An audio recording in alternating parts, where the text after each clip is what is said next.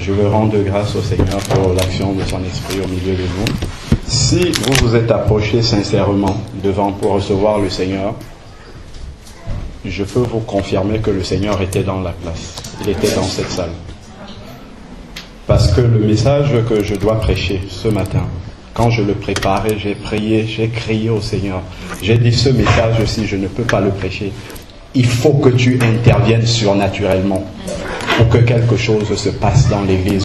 Je ne veux pas des belles paroles, Seigneur, mais il faut que tu interviennes. Et le Seigneur a fait la prédication avant même que je ne l'aborde.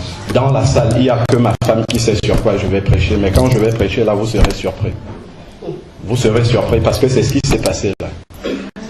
Amen.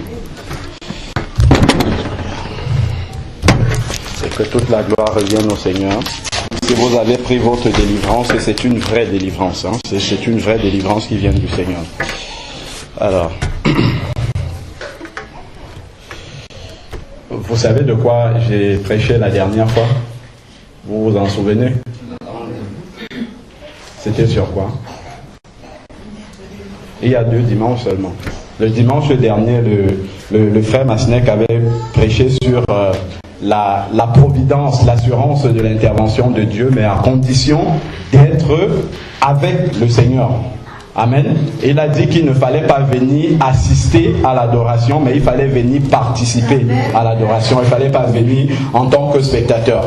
Et la semaine d'avant, le frère Jean, lui, a parlé de la destruction que le système du monde apporte dans les familles des gens de l'Église. Et de l'urgence qu'il y a justement à se ressaisir par rapport à cela. Et le dimanche avant, j'avais prêché sur un sujet. Et avant moi, c'était le frère Mario qui avait prêché sur la véritable adoration en esprit et en vérité. Vous vous souvenez du titre du dernier message alors? Oui, ma soeur. Voilà, ok. Merci Seigneur. Alors, c'était sur la nouvelle naissance. J'espère que tout le monde a quand même retenu, capté quelque chose. Il y avait quelqu'un qui se promenait sur une plage et cette personne aperçoit au loin quelqu'un qui était en train de prendre des objets et le lancer dans la mer. Et il était étonné, il dit, mais qui c'est celui-là qui pollue la mer? Et plus il s'approche de lui, il lui demande, mais qu'est-ce que tu fais là? Qu'est-ce que tu es en train de faire? Pourquoi tu fais ça? Il lui dit, je suis en train de remettre les étoiles de mer. C'est un petit animal. Je remets les étoiles de mer dans l'eau. Il lui dit, mais tu ne vois pas que toute la plage est couverte des étoiles de mer? Comment tu vas faire? Une à une, tu vas les renvoyer. En plus, à côté d'ici, il y a des plages encore plus grandes que celle-ci.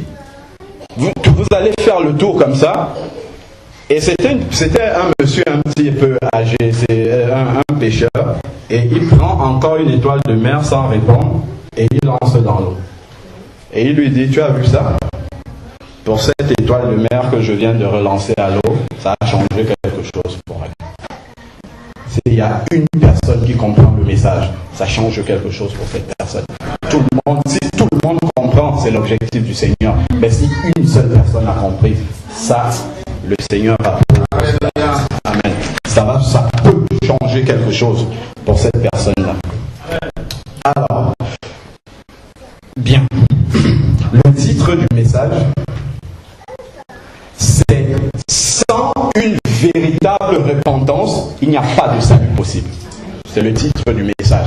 C'est en même temps le titre du message d'aujourd'hui et la conclusion du message d'aujourd'hui et celui d'avant. Sans la repentance, il n'y a pas de salut possible. C'est pas possible, la véritable repentance. Alors, c'est un message qu'on entend malheureusement pas prêcher. Qui a déjà entendu un message spécialement sur la repentance dans une église? Qui lève la main?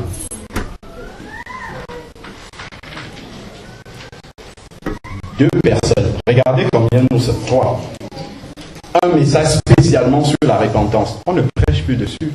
Sans la repentance, il n'y a pas de salut. Ça veut dire qu'on ne prêche pas sur le vrai salut. Vous vous rendez compte où l'église est en train d'aller? on ne prêche pas sur le vrai salut. Les gens pensent qu'ils sont sauvés, mais ils ne sont pas sauvés. Parce qu'il n'y a pas la véritable repentance. Et on a vu, c'est l'une des conclusions à laquelle nous sommes arrivés la dernière fois, que la repentance est la fondation même de la conversion.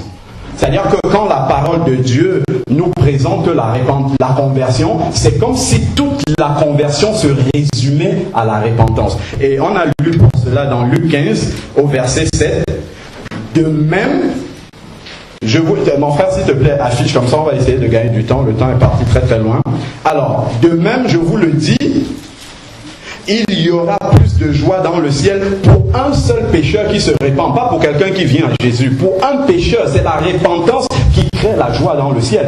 Donc si c'était réel ce qu'on a fait ce matin, c'est ça qui provoque de la joie dans le ciel.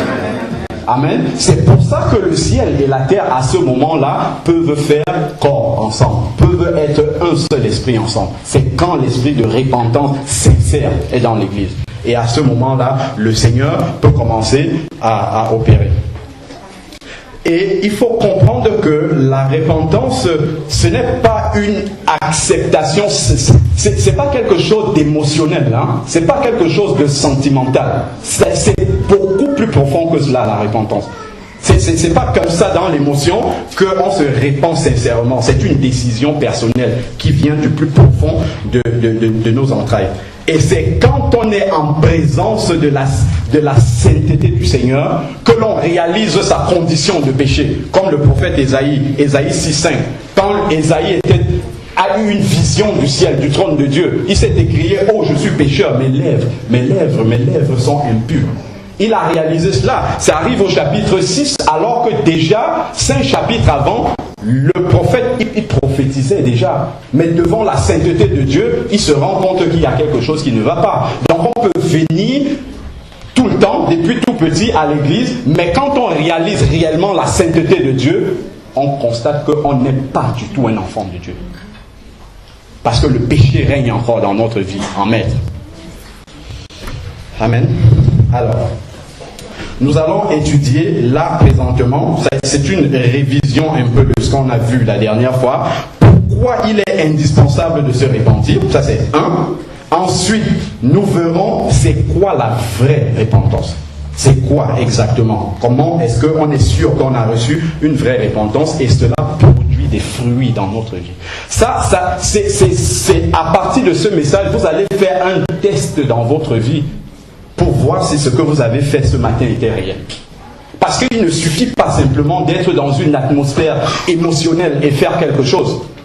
Mais c'est une décision réelle qui est beaucoup plus profonde que cela. Et ça doit entraîner un véritable changement dès qu'on va sortir là. Dès qu'on va sortir là, c'est là où le test va commencer. Faut pas simplement dire « Ah, on a passé un moment excellent à l'église. Oui, c'est bien. La présence de Dieu était là. Mais après, c'est ça qui compte. C'est le après là qui compte. Il faut que les fruits viennent. Alors, pourquoi la repentance est-elle impérative, je dirais même incontournable pour la conversion, pour accepter Jésus comme Seigneur et Sauveur? Alors, il est important de noter que la repentance n'est pas facultative. Il n'y a pas des chrétiens qui sont repentis et d'autres qui n'ont pas fait la repentance. Il n'y a pas deux catégories de chrétiens. Il y a une seule catégorie de chrétiens. Ça, il faut le retenir. Alors, on va lire un passage que le frère Masnek a l'habitude de répéter. Il le redit souvent, assez souvent. Ici, je pense qu'on l'a même en tête. C'est dans Acte 17, du verset 30 au verset 31. Il dit « Dieu, sans tenir compte des temps d'ignorance, annonce maintenant à tout homme en tout lieu qu'il est à se repentir. » Pourquoi il annonce cela? La suite dans le verset. Parce qu'il a fixé un jour où il jugera le monde selon la justice par l'homme qu'il a désigné, ce dont il a été donné une preuve certaine en le ressuscitant d'entre les morts. Alors, Dieu annonce. Dans ce mot annoncé là, Dieu prévient, il avertit. Il ne dit pas si vous voulez, vous pouvez vous repentir. Ce n'est pas un conseil. C'est un commandement de se repentir. Dieu annonce, il prévient, attention. Et il dit pourquoi il prévient? Parce qu'il y a un jugement derrière. C'est pour ça qu'il annonce solennellement. Ensuite, il y a le mot maintenant, toujours dans le même verset. C'est-à-dire quand tu entends la voix du Seigneur qui sonne, c'est là qu'il faut ouvrir. Parce que tu ne sais pas de quoi, le frère l'a dit, tu ne sais pas de quoi demain est fait. Aujourd'hui, maintenant t'appartient parce que tu es là, tu peux prendre une décision. Mais dès que tu vas sortir là, tu ne sais pas ce qui peut t'arriver. Olivier, le fils de Dieu, il en sait quelque chose. La vie peut basculer comme ça en une fraction de seconde. On a un petit jeune de 20 ans qui est le cousin de Linda. Il vit aux États-Unis. Il est sorti pour aller accompagner sa soeur en voiture. Il a eu une panne sur l'autoroute. Il sort comme ça de la voiture pour dépanner, essayer de voir ce qui se passe. Il y a une voiture qui vient. Il a 20 ans. Il y a une voiture qui est venue par derrière. Briser la colonne vertébrale, il en est mort. C'est un truc qui date d'1 mois ou 2. La mort peut sonner à la porte de tout le monde, y compris moi qui suis tout le monde. Et ça peut, c'est pas pour les autres, hein, c'est pour nous tous. Donc quand on parle de repentance, il nous dit dans Romains 3, 23, tous sont pécheurs. Il n'y en a pas un seul qui soit juste. Amen. Nous en avons tous besoin. Hébreux 9, 27, il est réservé aux hommes de mourir une seule. Après quoi, qu'est-ce qui arrive? Le jugement, dès que je ferme les yeux, immédiatement, il y a une sentence irrévocable. Il faut que ça sonne bien dans notre tête. Il y a une sentence irrévocable, irrémédiable. On ne peut plus revenir dessus. Qui est prononcé? Soit c'est le ciel, soit c'est l'enfer. C'est pour ça que Dieu prend la peine de prévenir, d'annoncer avant. Parce qu'une fois qu'on est parti, c'est fini. Dieu pardonne les péchés sur la terre. Amen. Amen. Amen. Et il y a une église qui prêche que le purgatoire existe. Ça n'existe nulle part dans la Bible. Il n'y a pas de purgatoire. C'est blanc ou noir quand on meurt. Donc c'est pour ça que la repentance est impérative. Tant que nous ne confessons pas nos péchés, le jugement de Dieu reste sur nous. On le lit dans Luc 13, du verset 3 au verset 5. C'est Jésus même qui parle. Luc 13, autant pour moi, verset 3 à 5.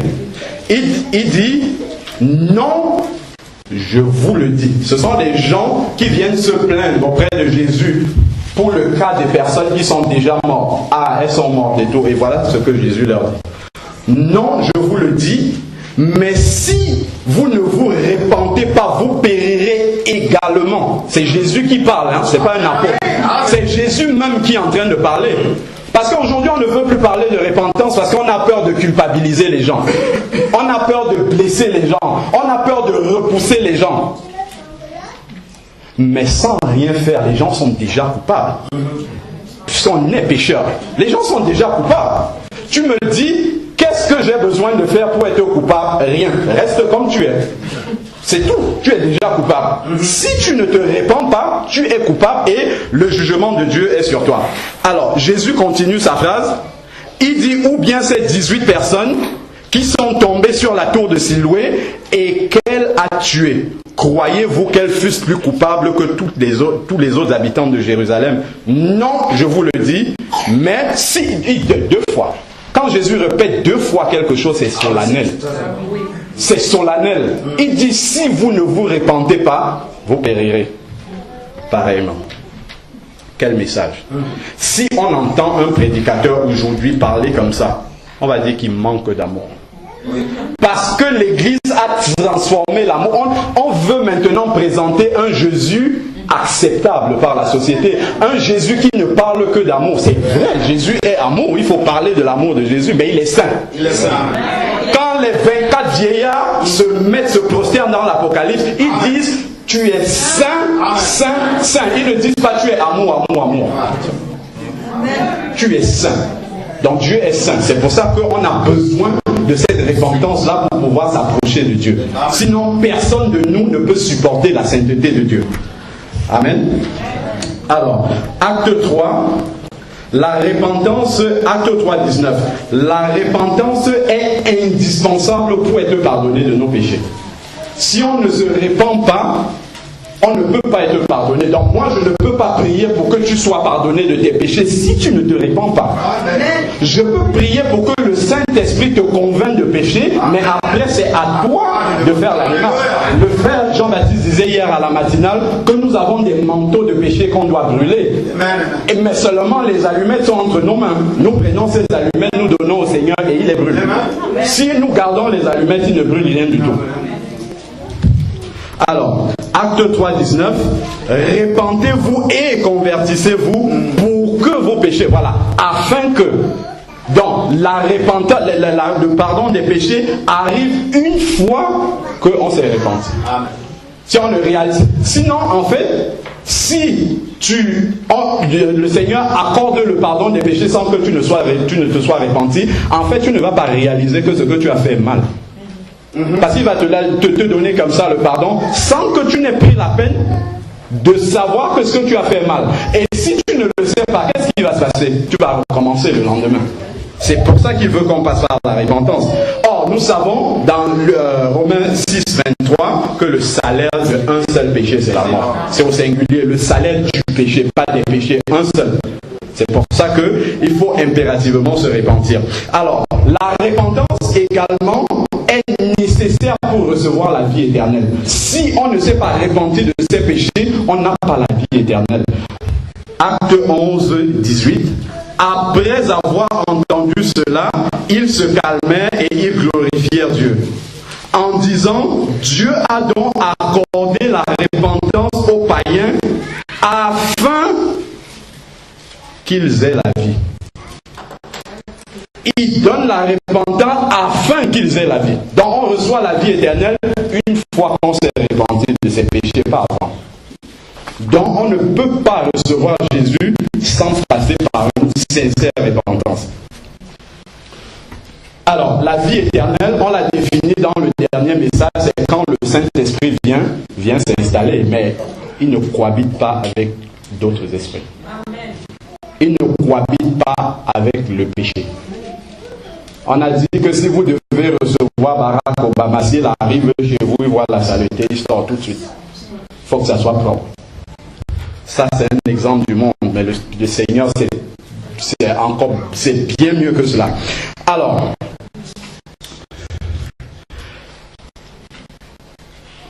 et c'est parce que ce nettoyage-là a été fait avant, le Saint-Esprit vient s'installer, et parce que le Saint-Esprit ne peut pas cohabiter avec un autre esprit, c'est pour cela que la Bible affirme qu'un vrai chrétien né de nouveau ne peut pas être possédé par un démon.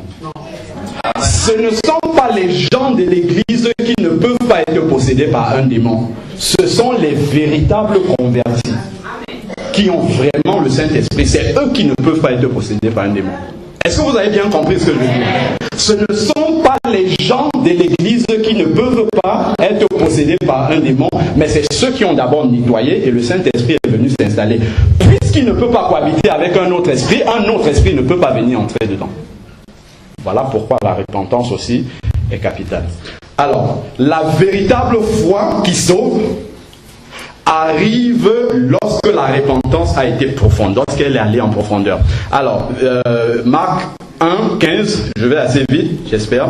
Alors, il disait, c'est Jésus qui parle encore, le temps est accompli et le royaume, Marc 1, 15.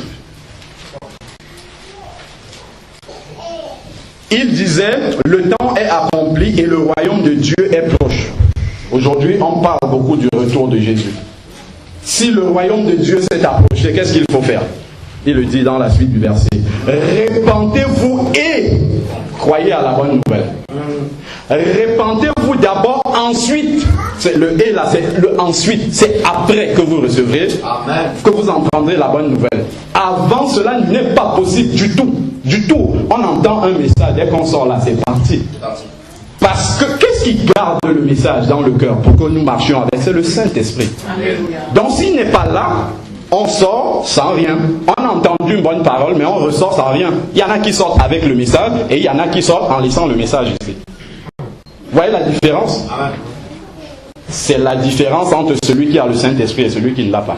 Et celui qui part avec le message que le Saint-Esprit a gardé, quand il est devant le péché, le Saint-Esprit rappelle la parole de Dieu pour qu'il ne pêche pas. Amen. C'est comme ça que ça marche. C'est très simple. Hein? Ce sont des messages de base. On doit prêcher ça à l'école du baptême là-bas. Mais malheureusement, les chrétiens anciens dans le Seigneur ne savent pas ce que je dis. Pourtant, c'est un message de base. Ça, normalement, on doit le prêcher au terrain là-bas, ceux qui ne sont pas convertis. Amen. Alors, il y a Acte 20, 21, vous pouvez noter aussi ce passage-là qui dit que la foi vient une fois qu'on s'est repenti. Donc, s'il n'y a pas cette repentance au préalable, notre foi sera superficielle. Et une foi superficielle ne produit pas de fruits du tout. C'est pour ça qu'on voit des chrétiens 10 ans, 15 ans, 30 ans dans le Seigneur tournent en rond. On ne peut même pas exhorter quelqu'un. Pourquoi? On n'est pas rempli. Il faut être rempli. C'est quand on fait le vide du péché que le Seigneur remplit la parole et là on peut la donner à d'autres personnes. Si on est rempli de toutes sortes de choses, le Seigneur ne trouve pas sa place. La parole est étouffée dans le cœur. C'est pour ça qu'il faut que ça sorte, qu'il y ait le vide et que ensuite la parole entre et reste. Le Saint-Esprit la garde dans le cœur. Alors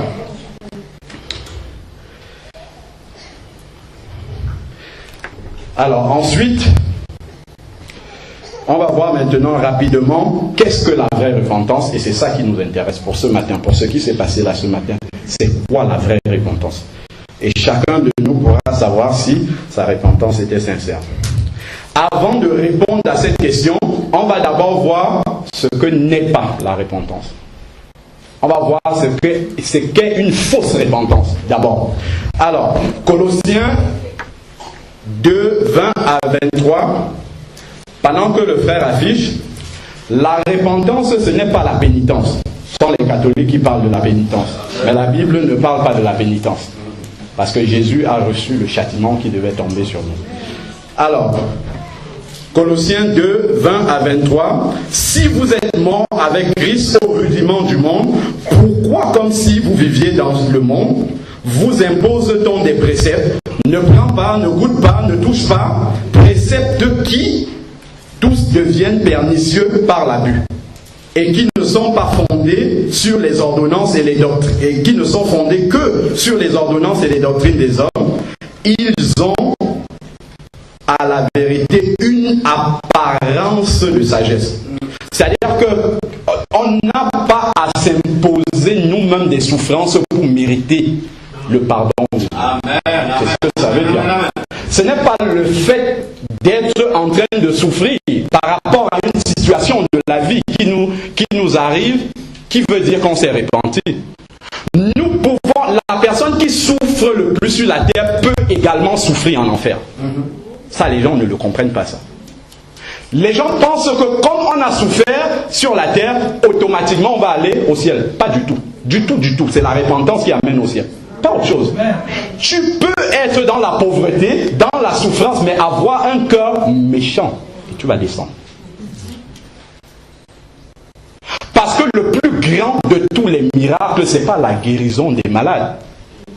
Ce n'est pas la guérison du corps, c'est la guérison de l'âme. Parce qu'un corps malade peut monter au ciel, mais une âme malade descend et ne monte pas. On peut monter avec un corps malade, mais une âme qui est malade, elle ne passe pas là-bas. Amen. Amen. Alors, donc. Deuxièmement, la repentance, ce n'est pas le remords et le regret. Ça c'est là où il y a vraiment cette nuance-là. La plupart des fois, c'est lorsqu'on entend un message, le cœur est touché tout de suite. On sent qu'il y a quelque chose qui ne va pas. On regrette ce qu'on a fait. Et on dit, bon, je viens recevoir, mais c'est... Le remords et le regret déclenchent simplement la repentance, mais ce n'est pas ça qui est la repentance. La repentance va beaucoup plus loin que cela. On le voit dans Matthieu 27, du verset 3 à 5, je ne vais pas le lire. C'est Judas. Quand Judas a réalisé qu'il avait trahi le Seigneur, qu'est-ce qu'il a fait? La Bible dit c'est repenti, mais ce n'est pas le vrai mot repenti, c'est qu'il a eu du regret et du remords. Ce n'est pas exactement pareil. Et il a rapporté l'argent qu'on lui avait donné, et il a dit qu'il regrettait son acte, mais il n'a pas fait ce qu'il fallait faire. Et ce type de remords-là, ça conduit à la culpabilité et donc à la mort. Or, le Seigneur ne veut pas la mort du pécheur. Si le Saint-Esprit convainc de péché, c'est pas pour qu'on aille se suicider. C'est pas pour qu'on aille se dire le Seigneur nous a oubliés. Non, c'est pour que nous revenions au pied du Seigneur. Amen. La différence entre le diable et le Seigneur par rapport au péché, c'est que le diable nous accuse et nous dit que nous irons en enfer. Dieu nous convainc de péché et il propose une solution. Le diable n'a pas de solution. Sa solution, c'est l'enfer. Dieu nous convainc de péché au travers du Saint-Esprit parce qu'il a une solution. C'est pour cela. C'est ça qui fait la différence entre les deux. Alors, la repentance n'est pas se repentir. Ça, on a parlé aussi de cela la dernière fois. Ce n'est pas se repentir, merci, de la conséquence du péché. Vous vous souvenez de l'histoire de la jeune fille qui était enceinte, qui allait voir le pasteur et qui dit « Priez pour moi, je veux recevoir Jésus ». Mais une fois qu'elle fait des examens et qu'elle réalise qu'elle n'est pas enceinte, elle passe plus à l'église. Et quand le pasteur la retrouve dans la rue, « Mais pourquoi tu ne viens pas ?» « Oh, j'ai eu les examens, en fait, je ne sais pas enceinte. » Donc, ce n'est pas la peine de revenir à l'église. Donc, ce ne sont pas les conséquences du péché qui doivent nous amener à nous repentir, mais c'est le fait de réaliser qu'on a déshonoré Dieu. C'est le péché lui-même. Le péché, c'est la rébellion contre la parole de Dieu. C'est de dire, je veux vivre pour moi-même et non vivre pour Dieu. Je veux commander moi-même et non laisser la parole me commander. C'est ça qui est le péché. Le vol, le mensonge, ce sont les conséquences du péché. Mais le vrai péché, c'est désobéir à la parole de Dieu. Et ça, quand on se répand de cela, c'est là où la repentance, elle va à la racine même. À la racine. Et une repentance qui ne va pas à la racine, ça crée quelque chose de superficiel. Et il n'y a pas de fruits. Il n'y a pas les fruits, on ne les voit pas. Alors, la repentance également, ce n'est pas devenir religieux. Alléluia. Vous avez compris? La repentance, ce n'est pas devenir religieux. C'est-à-dire que tu sors là, tu vas dire, bon, ok, comme je suis venu là, je vais lire un peu plus la Bible, je vais venir un peu plus à l'église. C'est pas ça la repentance. Ce n'est pas cela. Parce qu'on a vu la dernière fois Nicodème, qui était le docteur en Israël, et il était bien religieux, mais il n'était pas repenti de ses péchés. C'est pour ça que Jésus lui dit, il faudrait que tu passes par la repentance. Vous pouvez prendre le passage de Timothée 3,5. Ayant l'apparence de la piété, mais reniant tout ce qui en fait la force. Éloigne-toi de ces hommes-là. Ce qui fait la force de l'évangile, ce sont des personnes qui sont repentis et donc rachetés par le Seigneur. C'est ça, les vrais rachetés, c'est ça qui fait la force de l'évangile. C'est des personnes qui étaient pécheresses avant et qui deviennent des adorateurs du Seigneur. Alors, la repentance, on l'a déjà dit, ce n'est pas la conviction du péché, il faut aller plus loin. Vous pouvez prendre Acte 24, de 24 à 25.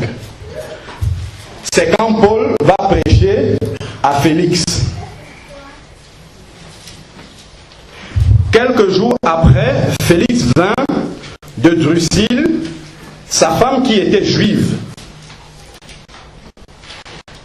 et il fit appeler Paul. Il entendit sur la foi en Jésus-Christ, mais comme Paul discourait sur la justice, sur la tempérance et sur le jugement à venir, Félix effrayé, voilà, le cœur est touché. Il entend le message, il sent que c'est la vérité. Le cœur est touché tout de suite. Mais qu'est-ce qui va se passer? Alors, voilà comment Félix réagit. Pour le moment, retire-toi. Quand je trouverai l'occasion, je te rappellerai. Félix entend le message sur la repentance. Dieu parle à son cœur, il sait ce qu'il doit faire. Parce que le Saint-Esprit dit toujours. Mais il dit non, je ne suis pas encore prêt, vas-y, reviens un autre jour. C'est comme ça que malheureusement beaucoup de chrétiens réagissent. On entend un message, on dit c'était un bon message, mais on sort, rien ne change. On dit non, c'est une autre fois. Parce qu'on a peur d'aller plus loin avec le Seigneur. Alors, la repentance, ce n'est pas la confession du péché. La confession du péché fait partie de la repentance. Il faut dire au Seigneur, j'ai fait ça, ainsi de suite. Ça fait partie. Mais en elle seule, ce n'est pas encore toute la repentance. Elle n'est pas complète, la confession du péché. Alors, Alors maintenant, on va définir c'est quoi la véritable repentance biblique. Et là, on doit bien comprendre, parce qu'on va faire le test là par rapport à ce qu'on a fait. La véritable repentance biblique, c'est un demi-tour complet sur son ancienne vie. C'est pas sur un ou deux, trois péchés. La repentance, c'est un demi-tour complet sur son ancienne vie. C'est toute cette ancienne vie-là qui doit rester dans la mort. C'est pas deux ou trois choses. C'est un changement radical d'orientation. Vous voyez que la repentance, ça ne prend pas 2-3 minutes. Hein. Si on veut réellement changer de vie, ce n'est pas en 2-3 minutes qu'on prend cette décision-là. Il y a un temps qu'on doit mettre à part pour réfléchir sur cette vie-là qu'on veut abandonner. Sinon, ça reste superficiel. Il faut prendre le temps. Il faut prendre le temps de réaliser ce qu'on veut abandonner. C'est très, très, très important. Quand l'action de Dieu est là, c'est très bien, parce que la conviction du péché est là à ce moment. Mais ensuite, plus tard à la maison, il faut prendre la peine de réfléchir à ce qu'on vient de faire. Amen. Il faut prendre la peine de décider maintenant que ce que j'ai fait là, Seigneur, c'est la dernière fois que je le fasse. J'ai pris cette décision. Définitivement, je ne viendrai plus ici pour ce péché-là. Là, on sait que quelque chose s'est passé là. Alors, 1 Thessaloniciens 1,9. On raconte à votre sujet quel accès nous avons eu auprès de vous et comment vous vous êtes convertis à Dieu. Comment est-ce qu'on se convertit à Dieu? En abandonnant les idoles pour servir le Dieu vivant et vrai. En abandonnant les idoles. Beaucoup de personnes gardent encore des idoles dans leur vie. La repentance, c'est une décision de renoncer à sa vie de péché pour servir Dieu. Il s'agit d'abandonner les idoles, c'est-à-dire tout ce qui remplace Dieu dans notre cœur, tout ce qui prend la première place dans notre cœur. C'est ça qu'il faut abandonner. Les idoles et les passions aussi, beaucoup sont à l'église, mais ils ont encore tellement de passion, la télévision, les séries, ça prend tellement de place dans leur cœur que Dieu n'a pas, il ne peut pas venir dans ces conditions-là. Et ce sont toutes des choses qui nous éloignent de la vérité de Dieu. Le monde est tellement pervers que pour garder la vérité de Dieu dans notre cœur, c'est un combat.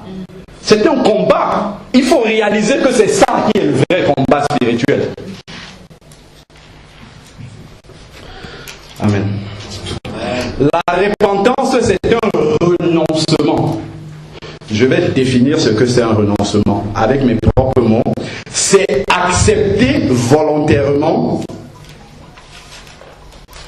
d'arrêter de faire ce que l'on faisait. Accepter volontairement, personne ne te force, de faire ce que l'on faisait. Il y a un missionnaire qui est parti en Afrique et il était en train de faire une campagne d'évangélisation. Ensuite, il lance l'appel, il dit qui veut recevoir le Seigneur, qui veut se convertir. Et voici ce que les gens font. Il dit, levez la main, lève la main si tu veux recevoir le Seigneur. Et tout le monde. Il était tellement surpris, il dit, mais pourquoi vous levez les deux mains? Et les gens lui disent, autrefois, nous avons servi Satan avec les deux mains. Maintenant, nous allons servir le Dieu vivant avec nos deux mains. C'est-à-dire qu'il ne laisse rien derrière. On n'a pas trois mains, on n'en a que deux. Donc il vient avec les deux. Et le missionnaire a compris qu'ils avaient réellement réalisé c'est quoi la repentance. Demi-tour complet. Nous, on fait ça, mais il y a une main qui reste pour Satan. Donc c'est une demi-repentance. Le frère dit une demi-vérité, c'est pas la vérité. Donc la repentance doit être complète à 100%. Alors, la repentance, on a dit, c'est prendre la ferme décision de changer de façon de vivre. Vous voyez que changer de façon de vivre, c'est pas en 2 minutes que ça se prend. Hein? Changer de façon de vivre. C'est-à-dire que tous nos centres d'intérêt vont changer. Nos amis vont changer. Nos fréquentations vont changer. Dieu va nous enlever beaucoup de choses que nous aimons. C'est pour ça que Jésus dit, celui qui veut m'accepter, il doit s'asseoir et calculer le prix. Ça coûte. Un vrai converti, ça coûte beaucoup. C'est pour ça qu'on se répand en 2 minutes. Hein. C'est bien de prendre la décision, mais ensuite, qu'est-ce qui se passe? C'est cela qui est important. Alors, la repentance, ce n'est pas une reconnaissance intellectuelle du péché. C'est-à-dire, reconnaître, mais ça reste dans la tête. Il faut que ça descende plus bas, dans le cœur. Beaucoup, nous reconnaissons le péché dans la tête, mais dans le cœur, il n'y a rien qui se passe.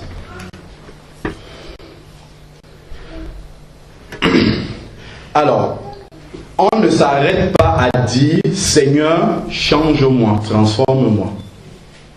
Si tu le dis seulement, il n'y a rien qui va arriver. Seigneur, j'ai pris la décision de changer. Et me voici, change-moi. Moi, je suis déjà décidé. Je viens m'offrir entre tes mains. Change-moi maintenant.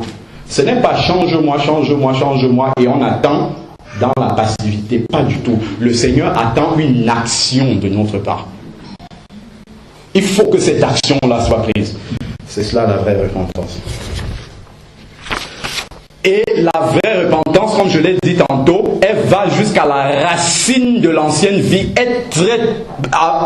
C'est pour cela que pour se repentir, en fait, il faut commencer à partir du moment où on a été conscient qu'on fait mal. Tout petit. Tu commences à balayer les péchés de ta vie. Seigneur, à tel moment j'ai fait ça, pardon, et ainsi de suite. Tu descends jusqu'à maintenant. C'est cela qui va vraiment te changer. Si tu réalises simplement ce que tu as fait hier ou avant-hier, ce n'est pas suffisant. Il faut aller plus bas. Plus bas. C'est cela qui va rater. Parce que si tu ne le fais pas, la repentance amène la mort de l'ancienne vie. Mais pour que cette vie-là meure, il faut la traiter à la racine. Sinon, elle ne va pas totalement mourir. C'est ta vie d'avant-hier là qui va mourir. Mais celle d'il y a une semaine, elle ne meurt pas, elle sera toujours là. C'est pour ça qu'il faut aller plus bas. Il faut prendre le temps pour la repentance. Il faut prendre un temps sérieux. Une fois qu'on a accepté, ensuite il faut prendre le temps maintenant de le faire. Et on le fait seul avec le Seigneur. Ce n'est pas devant un prêtre ou quelque chose comme ça. C'est seul avec le Seigneur que ça se fait. La repentance, c'est réaliser l'horreur de son péché pour lequel Jésus a payé à la croix. C'est ce péché-là qui a amené Jésus à la croix. Je me souviens, moi, personnellement, que lorsque j'ai réalisé que j'étais pécheur et qu'il fallait que je passe par la repentance, j'étais déjà religieux parce que je venais à l'église depuis tout petit. Et pour une fois, la religion m'a servi à quelque chose, c'est que le Seigneur m'a conduit dans un jeûne pour se repentir. Et quand tu es dans le jeûne, tu réalises la noirceur de ton péché et l'ancienne vie défilent dans ta tête. Et tu prends la décision de couper définitivement. C'est comme ça que cela doit se passer. Et quand tu sors de là, tu es quelqu'un de neuf. L'ancien est passé. Quand tu le confesses, c'est la vérité dans ta bouche. C'est pas de là que près. C'est comme ça qu'on se décide. C'est pour cela que vous allez voir une différence. Moi, ça fait 4 ans que je suis converti. Je suis un jeune converti. Mais ce que le Seigneur est capable de faire dans la vie de quelqu'un qui s'est réellement converti, c'est largement au-delà de ce qu'on peut espérer. Et Dieu ne fait pas de différence entre ses enfants. Dieu ne choisit pas d'utiliser les uns et laisser les autres. Si tu t'es réellement converti de cette manière-là, Dieu va t'utiliser le lendemain même de ta conversion. L'histoire de l'apôtre Paul, ce n'est pas du théâtre. Le 3e jour après sa conversion, il prêchait la parole de Dieu. Parce qu'il avait réalisé ce changement-là. Tant que tu tournes sur toi, jamais, jamais le Seigneur ne va t'utiliser. Jamais. Et ce n'est pas la faute au Seigneur, ce n'est pas parce qu'il ne veut pas. C'est parce que toi, tu n'as pas pris la bonne décision. Dans la confession, dans la repentance, on réalise aussi notre égoïsme.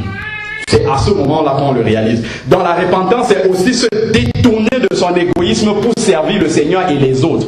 Alléluia. On n'est plus nous-mêmes le centre d'intérêt de notre vie. C'est le Seigneur et les autres qui deviennent le centre d'intérêt de notre vie. C'est à cela qu'on reconnaît vraiment qu'on est repenti, qu'on a changé de vie, qu'on est passé de ténèbres à la lumière. Parce que dans les ténèbres, on tourne autour de soi-même, mais dans la lumière, ce sont les autres et le Seigneur qui sont le centre. Amen. Amen. Alors, on passe à la dernière partie, rapidement. Les fruits et les signes, enfin les fruits ou les signes d'une vraie repentance. Comment on reconnaît maintenant, là, pratiquement dans la vie de tous les jours, qu'on s'est réellement repenti de ses péchés. Le premier fruit, c'est quoi? C'est la haine du péché. Amen. C'est quoi la haine du péché? Quand tu vois quelqu'un faire ce que toi tu faisais avant, il y a une tristesse qui va se passer dans ton cœur. C'est naturel, ça ne te force pas. Il y a quelque chose qui va te repousser par rapport à ce que l'autre fait. Et tu vas avoir envie de lui dire arrête. C'est comme ça que tu testes si tu es repenti. Mais si tu vois ce que quelqu'un fait et que tu faisais et ça te laisse indifférent, tu n'es pas repenti. Ça c'est un bon test. Regarde ce que tu fais aujourd'hui et tu as demandé pardon au Seigneur. Demain, j'espère que toi tu ne vas pas refaire la même chose, mais tu vois quelqu'un d'autre le faire. Regarde ta réaction par rapport à cette chose-là. Et tu sauras. Et 1 Jean 3,9 nous dit « Quiconque est né de Dieu ne pratique pas le péché. » Parce que, pourquoi tu ne peux plus continuer dans le péché? Parce que le Saint-Esprit est là. C'est ce qu'il appelle la semence de Dieu. Et il ne peut pécher parce qu'il est né de Dieu. C'est pas que tu ne vas plus jamais pécher. Tu peux tomber. Mais une fois que tu tombes, tu vas prier tout de suite pour que le Seigneur te relève. Ce qu'il veut dire, c'est que celui qui est né de Dieu ne continue pas à pratiquer habituellement le péché. Le péché devient un accident dans sa vie. Ça, on l'a déjà dit, redit et ainsi de suite. Mais la main de Dieu est là pour nous racheter. 1 Jean 1,9, si nous lui confessons nos péchés, il est fidèle et juste pour nous les pardonner. Alors, ce que nous devons savoir aussi, notez bien ce passage, 1 Jean, c'est 1 Jean 5, 18. Nous savons que quiconque est né de Dieu ne pêche point, mais celui qui est né de Dieu se garde lui-même et le malin ne le touche pas. Vous avez compris ce qui fait que le malin ne te touche pas? Parce que tu as arrêté de vivre dans le péché. C'est ça qui fait que la main du malin ne peut pas se poser sur toi. C'est pas parce que tu viens à l'église que le malin ne te touche pas. C'est parce que tu as arrêté de vivre dans le péché. C'est totalement différent. Alors, aussi, la repentance produit en nous le dégoût des valeurs du monde. La vraie repentance, c'est que Dieu remplace la valeur du monde dans ton cœur et il met le monde à sa vraie place dans ton cœur. La valeur que tu accordes au monde, Dieu va la changer et il va remplacer par sa vraie valeur, c'est-à-dire rien du tout. Le monde ne vaut plus rien pour toi. Ce qui ne te rapproche pas de Dieu ne vaut plus rien, ça ne compte plus pour toi. C'est à cela que tu vas reconnaître que tu es vraiment repenti. 1 Jean 5, 19, nous savons que nous sommes de Dieu et que le monde est entre les mains du malin. Ça, il faut le savoir, on le redit souvent, le monde est entre les mains du malin. Puisque nous avons l'Esprit de Dieu en nous et que dans le monde c'est l'Esprit du malin. Mais ce que nous avons, qui est l'Esprit de Dieu, ne peut plus nous attirer vers l'Esprit du malin. C'est pas possible. Si j'ai l'Esprit de Dieu, mon cœur est attiré par les choses de Dieu, les choses qui viennent du Saint-Esprit, pas les choses du monde, parce que les choses du monde sont du malin. Et c'est deux esprits qui ne communiquent pas ensemble. Amen. Alors, à la fin, vous connaissez bien le Romains 12, 2, ne vous conformez pas au siècle présent. Donc, on ne peut pas aimer le monde. Jacques 4, 4, adultères que vous êtes, ne savez-vous pas que l'amour du monde est inimitié contre Dieu? Voilà, ça on le sait bien. Celui qui est vraiment repenti, il ne va pas essayer de justifier ses mauvaises attitudes. Les mauvaises paroles, les mauvais comportements, les fréquentations mondaines, il ne va pas essayer de les justifier. Quand le Saint-Esprit indexe, il dit, c'est bon, j'ai compris, j'arrête. Il n'essaye pas de dire non, c'était parce que... Non, non, il règle ça une fois pour toutes. Alors, troisième point, On a dit déjà l'abandon des idoles et des passions. Je vais juste vous donner un verset pour l'illustrer. C'est Actes 19, 19. Un certain nombre de ceux qui avaient exercé les arts magiques, ayant apporté leurs livres, ils les brûlaient devant tout le monde. Et on estima la valeur à la valeur à 50 000 pièces d'argent. Donc, leurs idoles, les livres qu'ils avaient, ça valait beaucoup pour eux. Quand on se convertit au Seigneur, tout ce qu'on a qui appartient au malin, on s'en sépare. Souvent, les gens se convertissent, ils gardent une petite médaille. Non, c'est la grand-mère qui m'avait donné, c'est un porte-bonheur. Non, il faut détruire tout ça. Tout ce qui ne glorifie pas Dieu dans nos objets, dans notre maison, il faut enlever ça. Parce que si tu as un objet, quelque chose qui appartient au malin, il a le droit de venir récupérer ça. Amen. Il a le droit, il est en terrain illégal. Il faut que tu rendes ça. Je me rappelle quand j'étais en école d'ingénieur, chaque étudiant qui téléchargeait illégalement sur Internet un film, il l'amenait à l'école, il distribuait à toute l'école. Et on se les multipliait comme ça entre nous. Quand je suis sorti de là, j'avais près de 600 ou 700 CD comme ça. Mais un jour, le Seigneur m'a parlé. Je suis arrivé, Linda me demande, qu'est-ce que tu es en train de faire? J'ai détruit près de 700, 800 CD, j'ai mis à la poubelle tout de suite.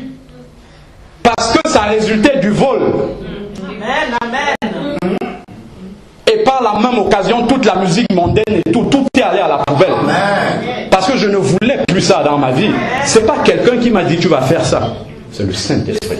Quand il te parle, il faut obéir. Donc on ne peut pas garder ces choses-là.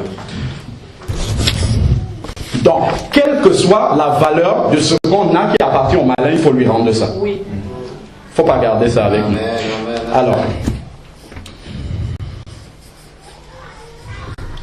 tout ce que nous pouvons avoir comme activité qui nous éloigne du Seigneur, il faut laisser tomber. C'est parce que nous avons délaissé nos passions pour nous consacrer à Dieu que nous pouvons donner toute la place au Seigneur dans notre cœur. C'est parce que nous avons abandonné nos passions que nous pouvons aimer le Seigneur de tout notre cœur, de toute notre pensée, de toute notre âme et de toute notre force. Sinon, jamais cette parole-là ne sera vraie dans notre vie. Le Seigneur nous a pris très loin. Nous n'étions que du fumier. Il nous dit ça dans 1 Samuel 2,8. Il nous a fait asseoir dans les lieux célestes en Christ. Éphésiens 2,6. Et à ce moment-là, la réponse naturelle à cela, c'est de se consacrer totalement. C'est de consacrer toute notre vie, toutes les parties de notre corps au Seigneur. Ça, c'est une réponse naturelle à quelqu'un qui nous prouve un tel amour. Vous voyez l'apôtre Paul, sur le chemin de Damas, quand il est tombé, il dit, c'est toi Seigneur, que veux-tu que je fasse? Réponse naturelle devant l'amour de Dieu. Maintenant, j'ai réalisé que tout ce que j'étais ne compte plus. Que veux-tu que je fasse maintenant? Je veux me consacrer totalement à toi. C'est comme ça que l'on reconnaît qu'on est passé par une vraie repentance. Je vais terminer maintenant, et c'est ce que la sœur a donné comme témoignage.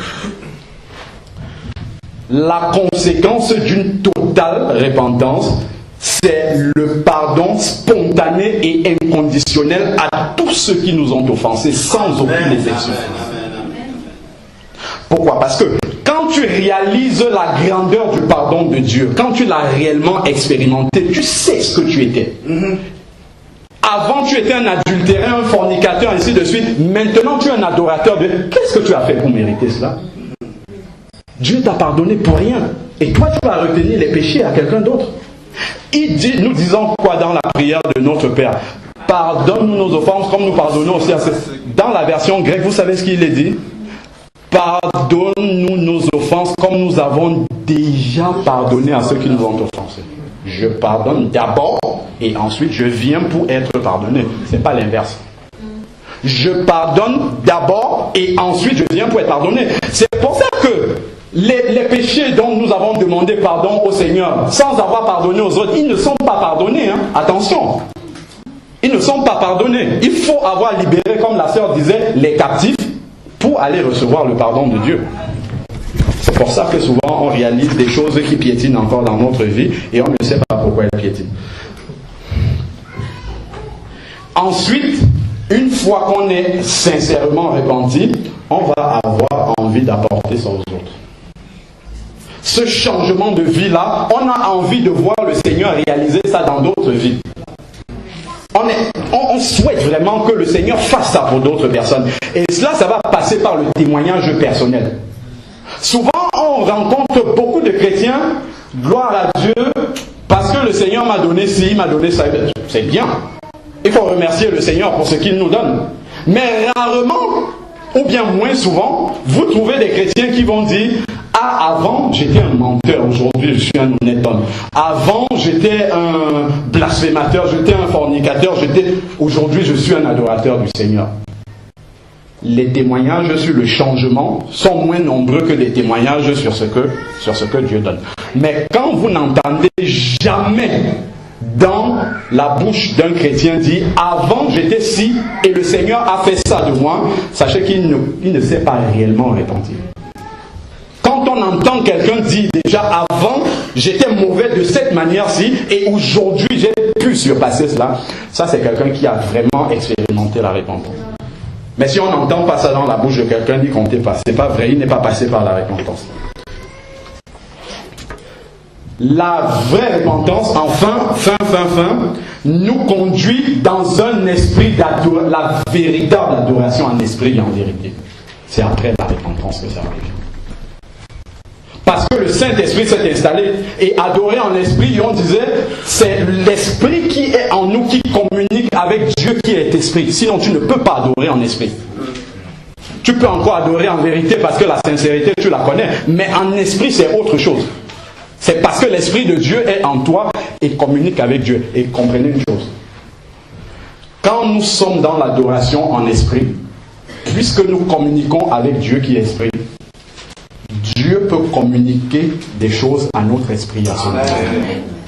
C'est là que les dons spirituels se manifestent. Pourquoi on ne voit pas les dons spirituels se manifester chez nous? C'est parce que Dieu fait la combine, il bénit les autres, il ne nous bénit pas. C'est parce qu'il y a un problème à la racine. La plupart des messages que je donne ici, je commence à les recevoir pendant l'adoration, je commence à écrire.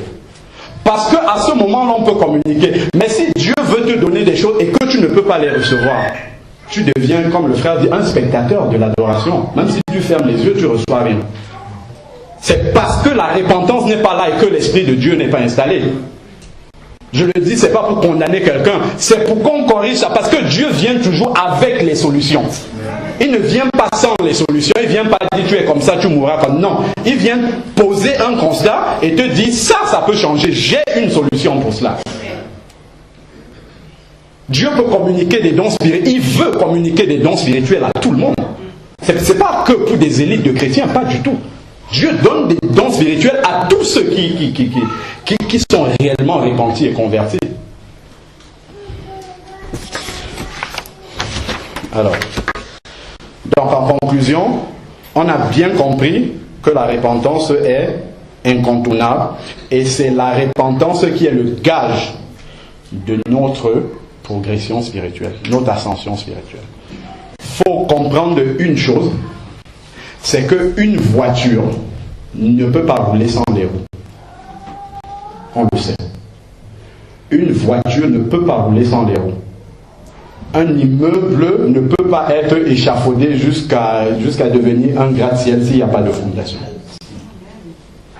Et la fondation, c'est la repentance. C'est sur cela qu'on bâtit la vie spirituelle. Comment veux-tu essayer d'aller à 200 à l'heure dans une Ferrari qui n'a pas de roue? Tu essayes de venir à l'église, tu fais beaucoup de choses, mais la fondation n'est pas là. Tu essayes de bâtir, tu multiplies des choses. Tu essayes de bâtir sur quelque chose qui n'est pas fondé. Faut que tu t'arrêtes. Stop. Tu t'arrêtes là. Tu dis aujourd'hui c'est fini. Les 30 dernières années c'est fini. Je vous parle de la réalité. Nous sommes allés au Cameroun, j'ai prêché. Ma maman, elle a 65 ans, elle a compris. Elle va se baptiser mardi. C'est pas qu'elle n'allait pas à l'église. Depuis toute petite aussi, elle allait à l'église. Mais elle a compris ce que Nicodème n'a pas compris. Quand on lui a prêché la vérité, elle a compris qu'elle était dans l'erreur depuis 50 ans. Donc le Seigneur n'est pas limité. Ce n'est pas le nombre d'années que tu as déjà fait qui compte.